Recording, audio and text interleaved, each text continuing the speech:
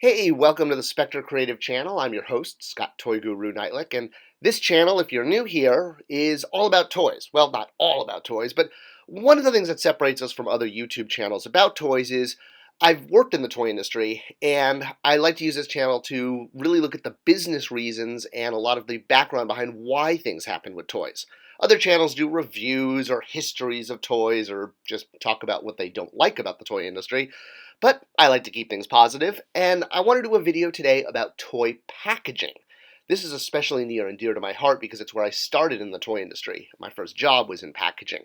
And I know I've done a lot of videos about brands like, He-Man and Star Wars, and I absolutely owe everyone a WWE video. My 2022 resolution for this channel is to finally get to some videos about wrestling toys. I've just been kind of looking for a original angle. All right, but as far as toy packaging, so when we rip open a toy to get to the juicy action figure inside, for the most part the packaging is discarded, unless of course we're hanging on our wall or encasing it in carbonite and getting it valued for posterity's sake. But if we want to display loose, pretty much the package is going to get destroyed. And a lot of work goes into these packages, like a lot of work, even more so sometimes than the figures themselves, especially when you have something like a Comic-Con or, a Hasbro Pulse, if you will, but this was kind of meant to be a Comic-Con item. There just wasn't a Comic-Con. Well, actually there was a Comic-Con, but that's all right. I'm getting myself in a circle. The point is, part of a package, and the part I want to talk about today, is this. The clear, shiny part of the package that is pretty much just thought of as holding your figure in place. This is called an inner blister, as opposed to the outer blister, which is what's on the outside of the toy, holding it against the card back. And how inner blisters are created is actually really quite fascinating and has a lot of effect on the toy and on the toy making process and how the figure is perceived by the customer and costs, and well, there's a lot of factors. It's one of the most thrown out pieces of the toy packaging. A lot of people will keep the back cards, if you will, but that blister, which is used to keep the figure in place, more or less, and all of the accessories shown for price value, well, all toys have this, pretty much. My father has it. I have it. And my sister has it. Yep, that's right, Luke. Your sister does have it, except if you're looking at the vintage line from Kenner, back in the 80s, which didn't have an inner blister. It just had an outer blister. So that's a perfect example of an outer without an inner. No belly button jokes aside. Versus the retro carded version that was released a few years ago did have an inner blister. You can see she's held in place by a plastic kind of tight coffin, or molded. It's molded around the figure, if you will. Like, here's an example of an inner blister with a lot of piece count, so you could really see how an inner blister looks. So this is what most people pull out of when they've separated the outer blister from the card. And back in the day, back in the 80s, a lot of figures didn't have this, and they rattled around inside the package. And sometimes this would damage the figure. One of the creative solutions to this was actually on the Masters of the Universe line. You'll notice that all of the figures in the original line had what was thought of as a sort of a dimple or even a belly button in the middle of the package. There you can see it on Merman's chest. This was actually done to keep the figure pressed against the back card so that they didn't need an inner blister, because back then inner blisters weren't really used as much. We did this as an homage on the Masters of the Universe Classics line. You could see the dimple there on Merman. But in this case, it wasn't done to keep the figure in place because there was an inner blister. This was just done for, nostalgia's sake and funsies, etc. So I actually met Bill, who was an engineer in packaging in Hot Wheels, who actually designed that Hot Wheels dimple. It was pretty cool. All right, so let's take a closer look at why inner blisters are used now as opposed to well, let's see. I'm going to need an example, and it's not like I have a secret room with a secret stash of carded. Oh, wait, I do. And I have a bunch of this guy, Shocker, right? I keep a couple of him on hand, and, well, I haven't opened one in several years now, so now seems like a good time. All right, so we're going to crack open a Mighty Specker figure. Why not? It's a new year. Let's celebrate. So you'll see here, this is obviously the carded figure. He's got his outer blister that has the little lightning painted on it, with the logo pressed against it, and it's stuck to the back cardboard, the card back. So I've separated it here. I've peeled it back. It's no longer in mint condition. That's all right. I'm going to display it somewhere. I only have 19,000 Mighty Specters already on display. Hey, you would too. So once you separate it from the card back, it's usually held there by glue, and sometimes the glue doesn't work. And there's Star Wars figures, the 3 3/4 Black Series. I remember that the cards would fall right off the figure, but that's just a whole other story. We'll talk about glue in another video. So you can see here the back of the inner blister and how the figure is pressed into a custom fit plastic coffin, for lack of a better word. It's formed right around the figure, custom made to that figure, and then he's held in place with, in this case, little clear rubber bands. Okay, this is a really blurry picture I took and probably shouldn't have used it, but I realized I took him out of the blister before I realized the shot was blurry. So, hey, deal with it. Okay, let's get to something a little clearer. All right, so here we have the action figure in the inner blister, standing upright, just for, so you can see it. And again, you can see that it's custom done to hold his hand in place up like that, like he's reading his time diodes or time circuits, whatever you want to think of them. The Gwildor tech that's in his glove there that powers his time suit. This was something I specifically did. I wanted the figure packed out in this way, kind of like looking at his wrist communicator, which didn't quite work. His head should have been tilted down a little bit more, and his arm was supposed to be up a little bit more. But again, what am I going to? What can you blame me for wanting a figure I created to be packed out perfectly? I mean, come on, I'm a toy collector. But it is, you can see, custom. So a lot of figures, though, don't pose the figures in what you would think of as an action stance. A lot of action figures, both collector scale, kid scale, are just packed out to show piece count. This is to help the consumer understand price value, to see what they're getting for their dollar. And sometimes accessories get hidden for, story reasons, such as that Captain America figure from Endgame that had Thor's hammer packed out behind him, so you didn't know that he used it in the movie. But for the most part, figures are packed out straightforward, pieces around it, so that you can understand exactly what you're getting.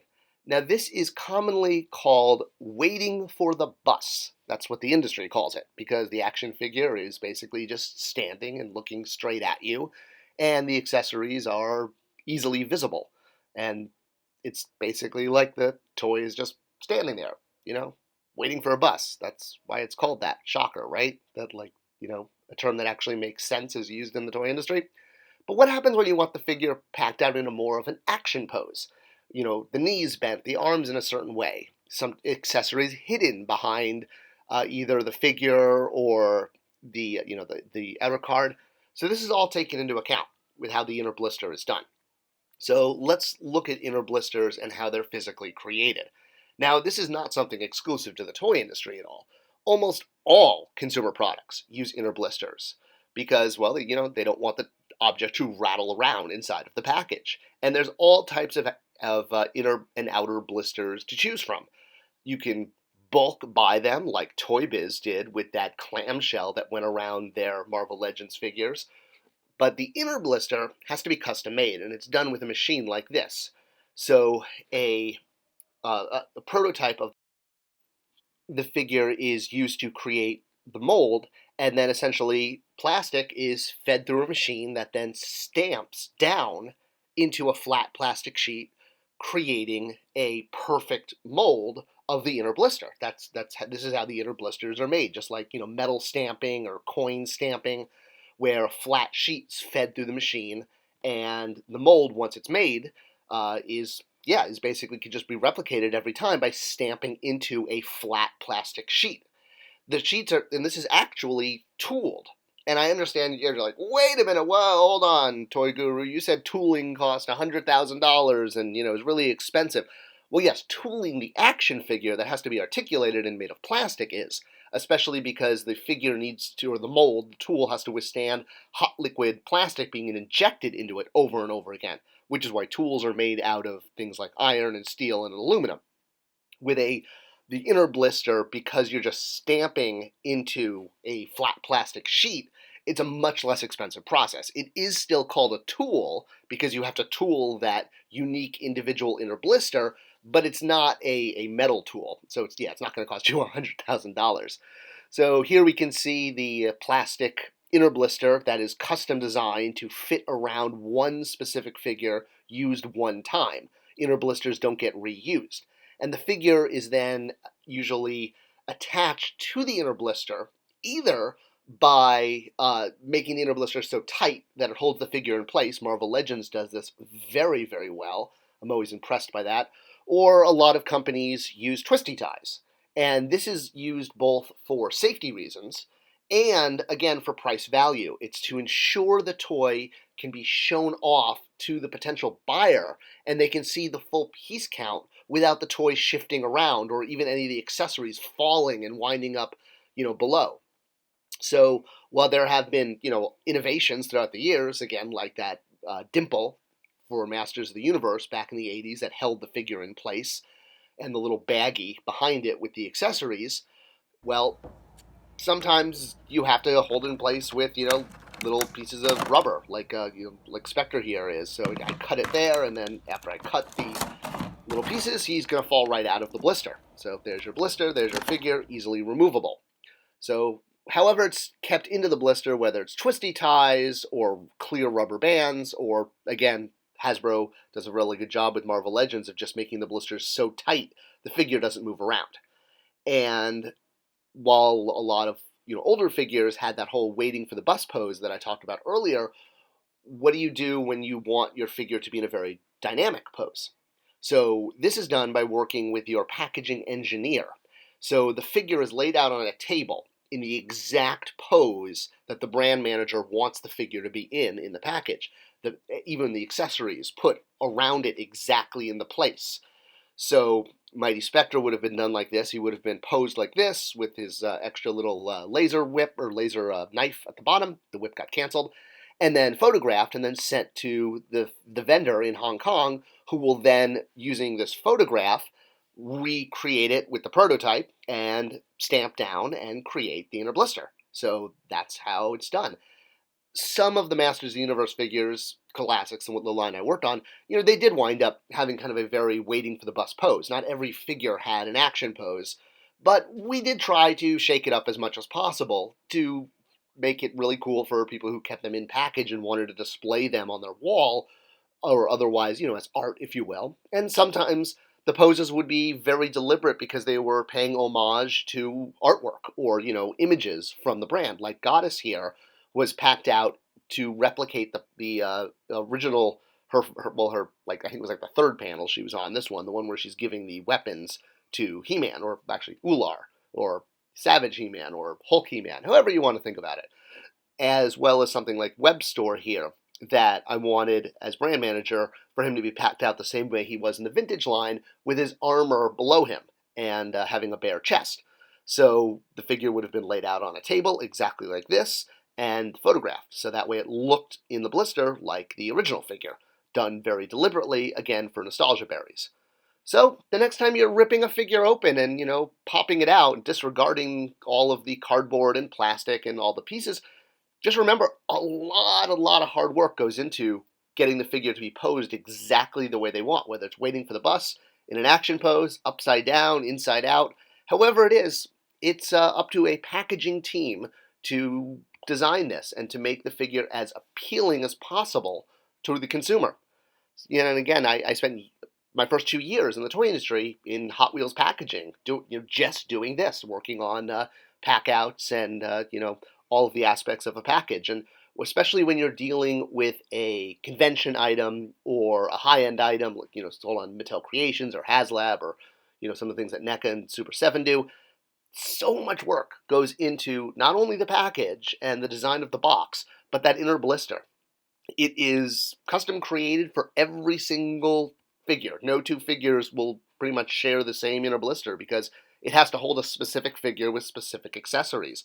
So it has to be created every single time. And there's a lot of hard work that goes behind it for something that's pretty much the most discarded piece of packaging in, collecting. Because, again, the card backs are sometimes collected because of bio cards or file cards, whatever. And hey, sometimes even, the way the blister is done is part of the display value of the toy, like with this Wonder Twins set. Sometimes you get lucky enough to have a packaging designer like Frank Varela, who's a huge fan of the line and really goes the extra mile, making sure the inner blister really shows off the features. All right, what do you think? Did I answer all your questions about inner blisters? If I missed anything, let me know in the comments below. I try to answer as many comments as I can. I don't always get to every single one, but I always read all of them. Thanks for watching, and subscribe, ring the bell, share this video. That's the most important thing, because it's fun to share fun toy knowledge. Happy New Year, everyone, and I'll see you in the next video.